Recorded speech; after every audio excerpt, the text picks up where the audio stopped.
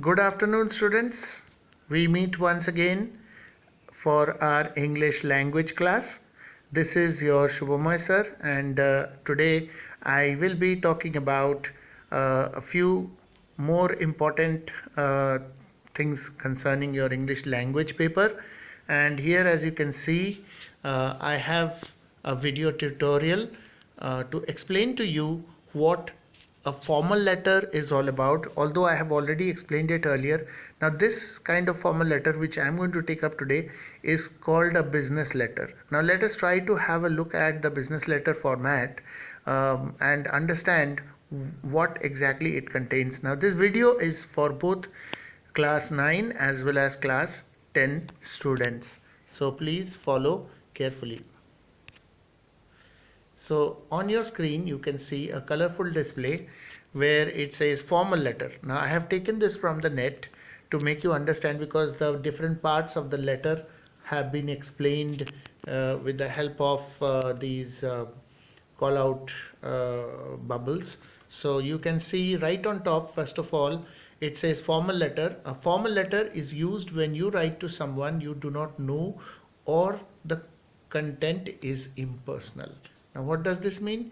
You are writing to a person officially who holds a particular post or designation.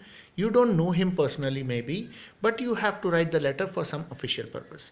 So that is the meaning of this portion. And then the content is impersonal, meaning to say it has nothing to do with your personal life. It is all about some official matter. Now let us try to see in the orange arrow on top just below formal letter, you can see examples include job applications and business letters. Plan out your letter and ask yourself these questions. So there are two types, basically application type. It can be job application or some other kind of application. Here they have only mentioned job application, and there could be business purpose letters also. Now this one in particular, the example which we are taking right now, is a business purpose letter. Now you have to ask yourself these questions. Why am I writing this letter? Who is my audience? What responses do I want, or what response do I want? So these are three things you must keep in mind when you're writing. Now see, the format is a mixture of traditional and box type format. So this is not the correct format though. So let me tell you, when you write, your address should be on the top towards your left hand side. So here on the screen you can see it is written on the right hand side, towards your right hand side, but it should go to the left hand side, towards your left hand side, your full address. So there should be comma after 6, then Cherry Lane, then comma again, then Maple Town, then comma again, then ABT 2CD, whatever it is. So in your case it will be your own home address or your full address with pin code. Now this is what you need to do first. The white space on top of the receiver's address should be actually utilized for writing your own full address. Then leave a line and write the date.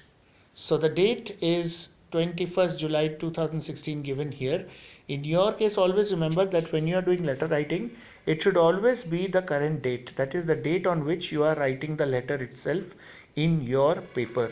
So if the examination date for your English language paper is, say for example, 24th of February, or maybe 14th of March, whatever be the actual date of the day, you have to mention that. And you can write the date the way it is written here, only that there should be a comma after July and there should be a full stop after the year. Then one thing more which is missing over here is the reference number. So again leave a line, write the reference number. All these things should come to your left hand side, towards the left hand margin of the paper, that is your left hand side. Then comes the address of the person who is supposed to receive it. So if you know the name of the person, then mention the name of the person. Otherwise mention his designation to the manager. The manager too is optional. Too is actually obsolete, need not be written anymore. It used to be written earlier, but now it's not important. So just write the manager, or else, as in this case they have written Mr. D. Taylor.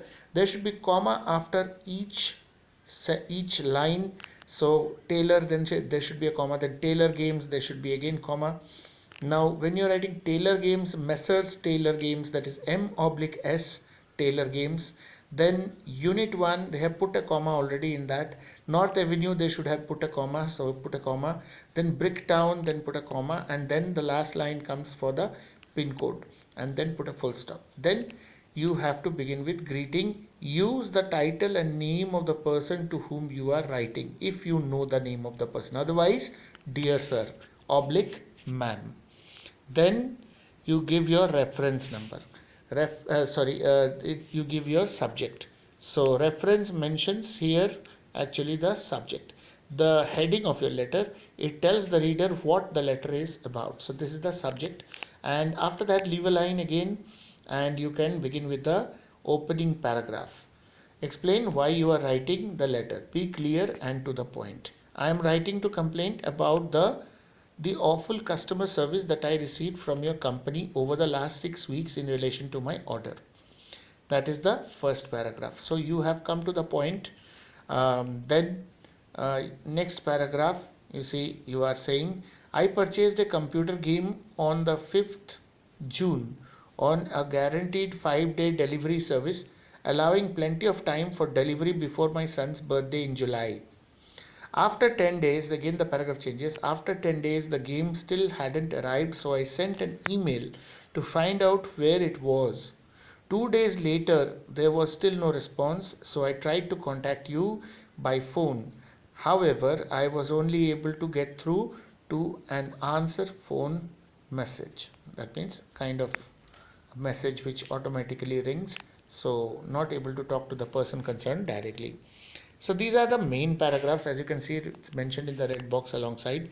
On the 26th June, I finally spoke to one of your customer services representatives who assured me that my order had finally been dispatched and would be delivered on the 2nd July, just in time for my son's birthday.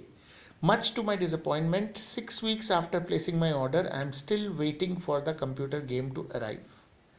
The issue has caused an enormous disruption and is not something that I expected from a reputable online retailer.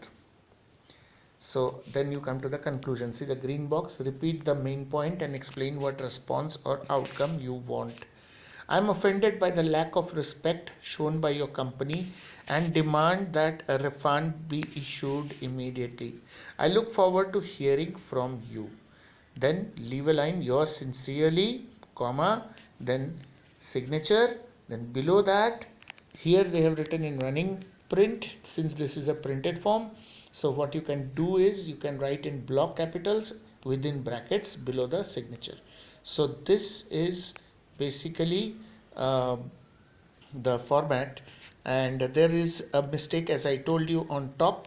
You saw for yourself that the address, your address, where it is supposed to be, it is supposed to be on your left hand side, but in this letter it is printed on the right hand side. Even the date is printed on the right hand side, should come to the left hand side. Reference number is missing, which should come after leaving one line after the date. So these are three important areas which you need to correct. Otherwise, why I gave this letter as an example is because the content of the letter, main letter itself, is well written and is a beautiful example of how you can write a business letter in a complaint form. That is, when you are complaining for something which you are not satisfied with.